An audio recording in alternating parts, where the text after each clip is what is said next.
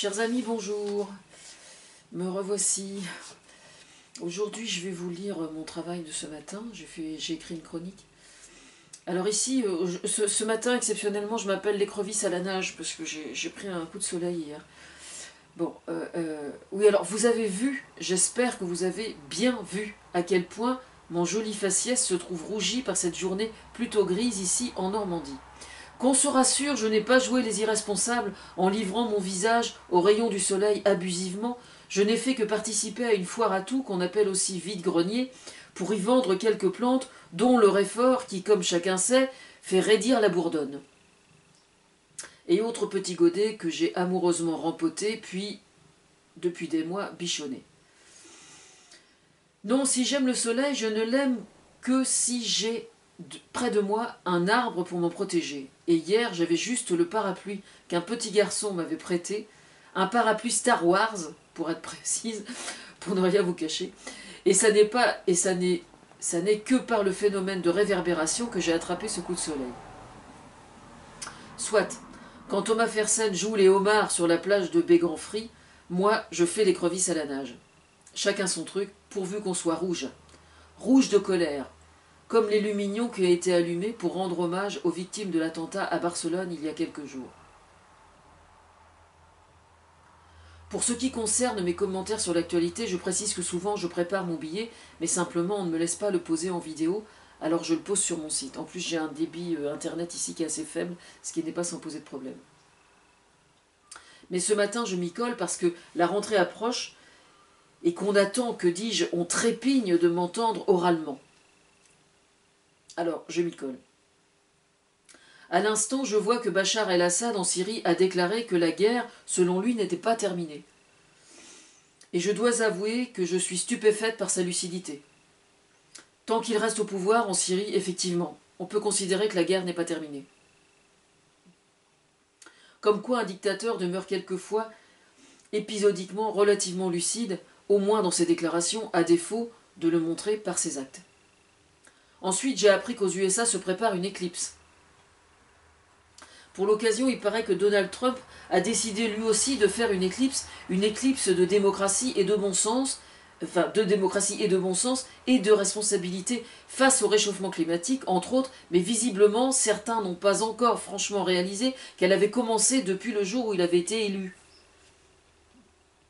Sinon, ce matin, sur Europe 1, j'ai entendu Nicolas Bay, du Front National, qui a passé son temps à ressortir les mêmes âneries que les autres membres du Front National, c'est-à-dire condamner en tout point ce que fait le gouvernement d'aujourd'hui, position que je comprends, hein. Mais comme il ne propose absolument rien de probant, s'il proposait quelque chose sur ce point, comme toujours, soyez sans crainte, mais enfin c'est pas demain la veille. Mais là où c'est amusant, c'est que présentant toujours l'Europe comme un danger selon lui, alors que la seule voie raisonnable face au phénomène de mondialisation de l'économie ne peut être qu'une forme d'harmonisation du droit du travail à l'échelon européen, ce qui est un challenge difficile, on est bien d'accord, mais c'est le propre des challenges que d'être difficile, autrement ça n'est pas des challenges. Ce qui a commencé à se faire donc et qui est un travail de longue haleine pour lutter contre la compétitivité déloyale. Juste avant, il y avait, c'était sur Europe 1, juste avant, il y avait l'intervention d'un certain Bertrand Badi qui enseigne la politique internationale. Il parlait du phénomène de mondialisation et notamment de la mondialisation du risque terroriste et qui précisément exige absolument d'avoir une vision plus que globale et donc européenne. Je précise qu'avoir une vision globale en certains points n'est pas contraire ou contradictoire avec le bien fondé de défendre sa culture ou son terroir, contrairement à ce que dit le Front National et tous les soi-disant patriotes, et si vous en doutez, allez donc consulter mes articles sur le sujet et notamment juger de mon influence depuis des années au sein des médias français et notamment de France 3 qui est la plus axée sur les régions. Alors pour information, je postule pour travailler là-bas. Je terminerai par ce site. Oui, alors donc je termine. Ce professeur de sciences politiques a écrit un livre qui s'appelle « Nous ne sommes plus seuls », qui doit être tout à fait passionnant parce qu'il décrypte les raisons pour lesquelles cette vision, qui n'est pas mondialiste, doit cependant l'être sous certains angles pour garantir notre sécurité à tous.